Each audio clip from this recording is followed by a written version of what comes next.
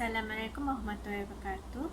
Kami dari Kumpulan 2 ingin membentangkan isu-isu semasa iaitu berita palsu. Nama saya ialah Wanda Mia Aisyah binti Muhammad Tajri. Berita palsu. Berita palsu bermaksud sejenis maklumat atau propaganda terdiri daripada penyebaran maklumat salah atau tidak benar melalui media akhbar tradisional, media penyiaran mahupun media sosial dalam talian. Terdapat beberapa ciri berita palsu. Ciri-cirinya ialah tak logik, kerap diulang tayang, jalan cerita menarik, sumber disamakan, tak ada sumber yang jelas dan rujukan tidak tepat.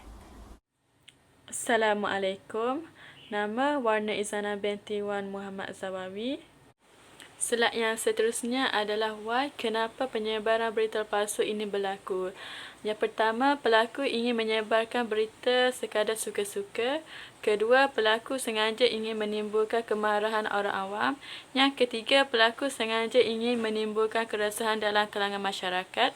Yang keempat, pelaku kemungkinan mengidap sakit mental. Dan yang kelima, pelaku ingin menjana kewangan melalui penipuan. Kami ada menyediakan satu video berkenaan penyebaran berita palsu tentang COVID-19 yang diumumkan oleh Datuk Seri Ismail Sabri. Situasi di Tawau, Sabah dan Lahad Datu. Beberapa hari kebelakangan ini, berbagai-bagai fake news, berita-berita palsu telah disebarkan yang menyebabkan timbul perasaan panik di kalangan orang ramai, terutamanya di Lahad Datu dan juga di Tawau. Ada berita yang mengatakan semalam menggunakan satu portal berita rasmi, walaupun ianya tidak betul, saya percaya tidak betul. Kononnya perintah berkurung daripada 6 petang hingga 6 pagi di Tawau. Tidak ada perintah berkurung pun. Ada fake news yang mengatakan bahawa sesiapa saja yang pulang dari Sabah, sama ada ke Semenanjung, ke Labuan ataupun ke Sarawak, akan dikuarantin wajib 14 hari. Juga tidak betul. Jadi terlampau banyak news ataupun berita palsu yang dikeluarkan yang menyebabkan berlaku panik di kalangan rakyat. Hai, Assalamualaikum. Nama saya Wan Nur Syafiq Azmat binti Harun Anwar. Saya daripada JBC 251-4E. Jadi, bagi slide yang seterusnya adalah senarai berita palsu wabak COVID-19 yang tersebar luas di media sosial seperti Telegram, Twitter, WhatsApp, blog, Facebook dan sebagainya. Jadi di sini dapat dilihat bahawa media sosial memainkan peranan yang penting dalam penyebaran berita palsu ini. Jadi jika tidak pasti dengan berita tersebut, jangan kongsi dan jangan mudah terpedaya dengan berita yang tidak sahih ini. Jadi untuk isu yang seterusnya adalah berita palsu tentang daging import yang dilabel halal. Isu ini hangat diperkatakan kerana daging import ini dapat diakses tanpa pemeriksaan daripada pihak berwajib dan berjaya diseludup oleh pihak negara yang mengimportkan daging tersebut. Dikatakan bahawa modus operandi daging import ini telah mengupah beberapa pegawai untuk mendapat akses daripada negara Malaysia untuk mengimportkan barang mereka, mengimportkan daging mereka daging mereka itu dan membuatkan daging tersebut halal. Jadi ini adalah sangat-sangat tidak berasas dan kita tidak patut mempercayai berita palsu yang tentang daging import itu adalah halal. Kita mestilah membuat kajian terdahulu sebelum membeli sesuatu barangan. Assalamualaikum warahmatullahi wabarakatuh. Nama saya Nur Syahira binti Abdul Selamat.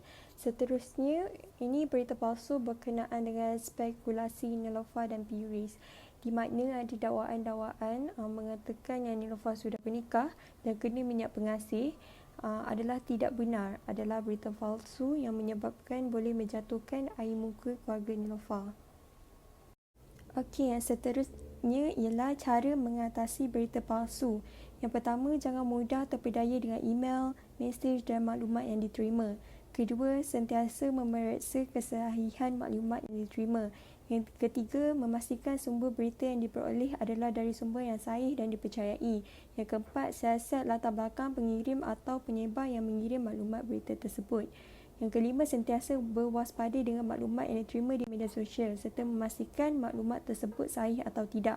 Dan yang terakhir, jangan dikongsi jika tidak pasti bahawa berita itu sahih atau tidak. Assalamualaikum, nama saya Nur Tasni binti Fazam. Seterusnya saya akan menerangkan kesan daripada berita palsu. Yang pertama ialah kesan penyebaran berita palsu terhadap individu, iaitu boleh menimbulkan panik kepada seseorang yang menerima berita palsu. Ia juga boleh mencetuskan tekanan jiwa seseorang individu dan boleh mendatangkan emosi tidak stabil kepada individu yang boleh mencederakan diri sendiri. Yang kedua ialah kesan penyebaran berita palsu terhadap masyarakat, iaitu boleh menimbulkan kebimbangan orang awam, mencetuskan pemberian panik dan boleh menimbulkan rasa ketakutan dalam kalangan masyarakat. Akhir sekali, kesan penyebaran berita palsu terhadap negara. Ia boleh menjejaskan ekonomi negara dengan menggunakan kos yang tinggi untuk menangani virus COVID-19 dan boleh menggugat keselamatan negara. Seterusnya, saya akan menerangkan cabaran menangani berita palsu. Yang pertama ialah cabaran kepada individu, iaitu ia boleh berlaku percanggahan idea sesama individu untuk membetulkan ideologi yang negatif ataupun tidak sahih. Yang kedua ialah cabaran kepada masyarakat, iaitu boleh menimbulkan pergaduhan sesama masyarakat daripada konflik yang tidak sahih. Dan akhir sekali adalah cabaran kepada negara, iaitu pihak kerajaan terpaksa mengeluarkan notis dan informasi terkini untuk membetulkan perspektif masyarakat. Jadi sebagai kesimpulannya, kita mestilah sentiasa berwaspada dengan berita-berita palsu dan selalu mendapatkan berita yang sahih di laman web yang sahih sahaja.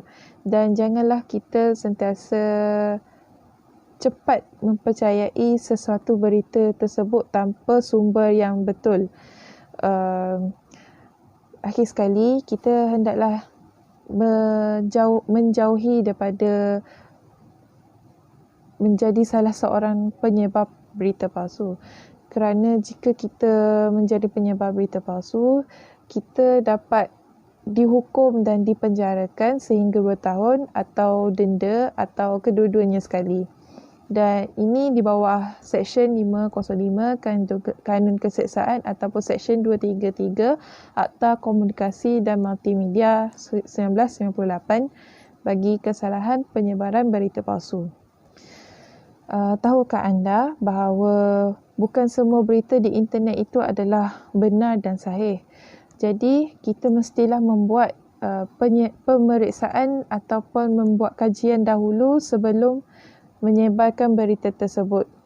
So, jika tidak pasti, jangan kongsi, okey? Okey, itu saja daripada saya. Terima kasih.